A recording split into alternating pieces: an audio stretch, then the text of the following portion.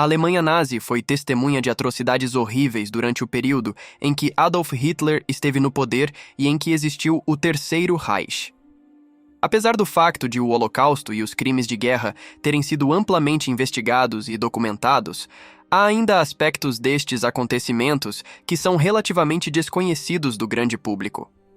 Hoje, lançamos luz sobre a terrível verdade de que o sistema nazi foi responsável por uma grande variedade de atividades de exploração sexual e desviantes.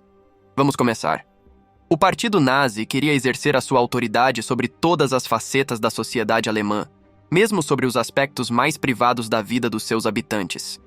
Impunham regras rigorosas nas relações, nos casamentos e até nos recém-nascidos, como parte do seu sistema de controlo e manipulação sexual, que incluía a implementação do sistema. A sua ideologia distorcida e as suas ideias raciais foram a força motriz destas políticas. Um dos aspectos mais inquietantes da história é o programa Lebensborn, que tentava criar uma raça superior. Os oficiais e soldados das SS eram encorajados a ter relações sexuais com mulheres arianas em instalações designadas para o efeito, o que cortava quaisquer relações emocionais ou pessoais que pudessem existir. Estas mulheres eram consideradas como meros receptáculos para a criação de futuros guerreiros nazis. As crianças que eram produto do programa Lebensborn enfrentaram frequentemente uma infância cheia de imprevisibilidade e preconceitos. Um grande número de crianças foi retirado das mães sem a sua vontade, e as mães foram posteriormente escrutinadas e marcadas como espiões. Os nazis afirmavam que estes jovens exemplificavam as características ideais da raça ariana, e por isso tornavam-se objetos de interesse para os nazis. Outra característica horrível foi a forma como as mulheres foram utilizadas de forma inadequada e exploradas nos campos de detenção. As prisioneiras eram frequentemente sujeitas a agressões sexuais às mãos dos oficiais e guardas nazis, que também as despojavam da sua humanidade e dignidade. Estes comportamentos sádicos e sexualmente pervertidos eram utilizados como instrumentos de controlo e humilhação das vítimas. Os nazis foram também responsáveis pela implementação de um cruel programa de eugenia que consistia na esterilização forçada daqueles que os nazis consideravam inaptos para a sociedade. Este programa estava aberto a pessoas de origem não ariana, bem como a pessoas que sofriam de doenças mentais ou físicas.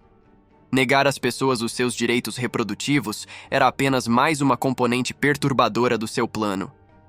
No sistema nazi, ser homossexual era um crime punível com pena de morte. Milhares de pessoas que se identificavam como pertencentes à comunidade LGBTQ+ foram detidas, presas e depois deportadas para campos de concentração. Estes homens e mulheres sofreram atrocidades incompreensíveis, tendo sido frequentemente utilizados em experiências médicas e obrigados a trabalhos forçados. Dentro dos campos de concentração que os nazis administravam, construíram casas de prostituição que eram designadas por casernas especiais. Estes bordéis serviam como forma de recompensa para os reclusos e colaboradores privilegiados, proporcionando-lhes um descanso das duras condições em que se encontravam. As mulheres que eram coagidas a trabalhar nestes bordéis eram sujeitas a graves abusos mentais e físicos.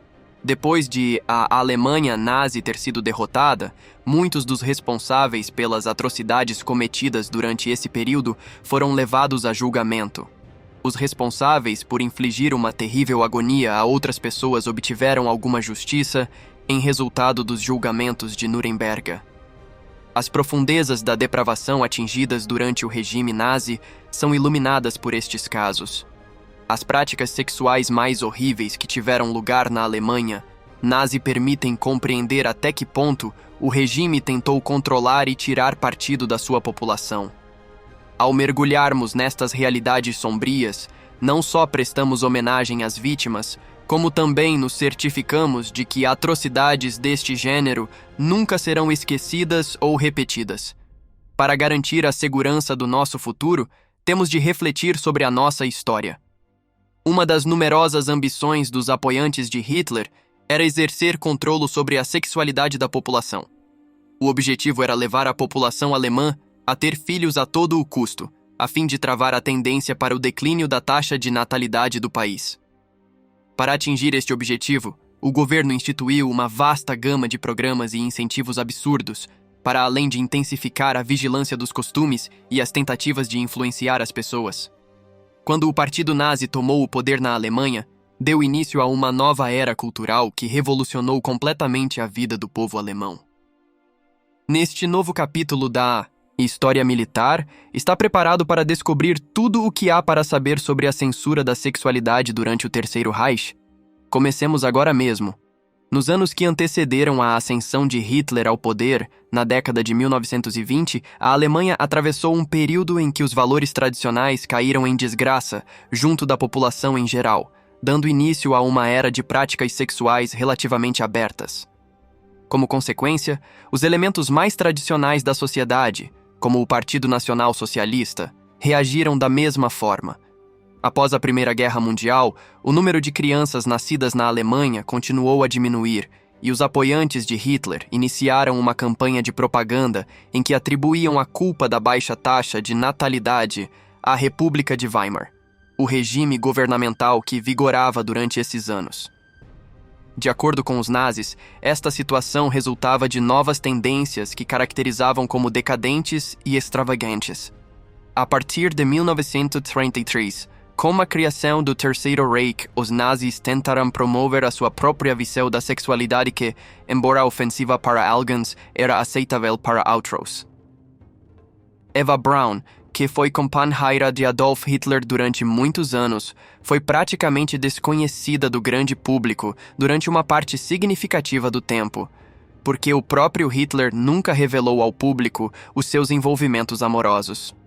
Fê-lo porque acreditava que se a população feminina se apercebesse que ele tinha uma mulher, deixaria de o apoiar.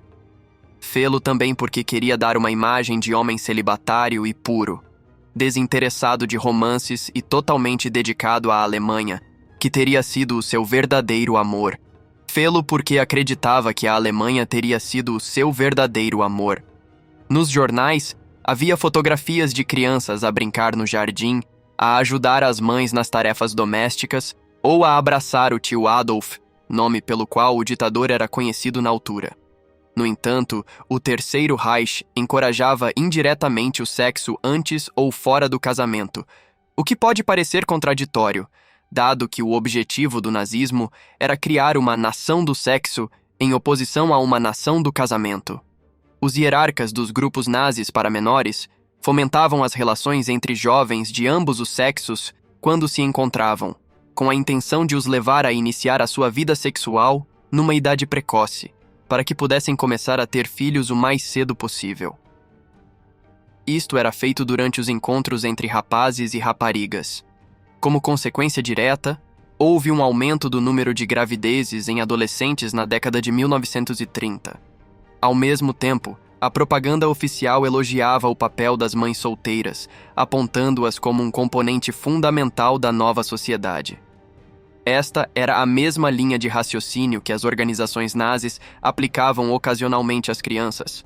Será necessário proibir livros, histórias, obras de arte e filmes que retratem um filho extraconjugal de forma negativa ou como tendo menos valor do que um filho ilegítimo. Os adeptos do Furioso chegaram mesmo a experimentar a prática da poligamia, que se refere ao costume de um único homem ter várias mulheres ao mesmo tempo. A situação de Martin Bormann se de propagação da raça ariana.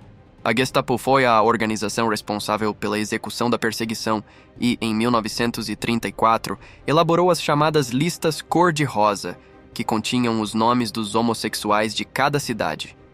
Munidos desta informação, os nazis invadiram as comunidades, clubes e bares gays, prenderam os seus membros e detiveram-nos sem mandado.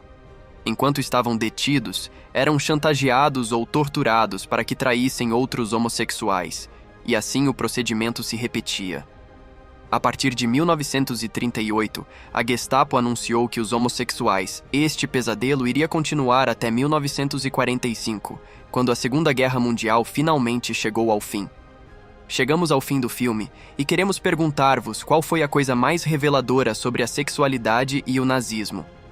Obrigado por assistir. Adeus.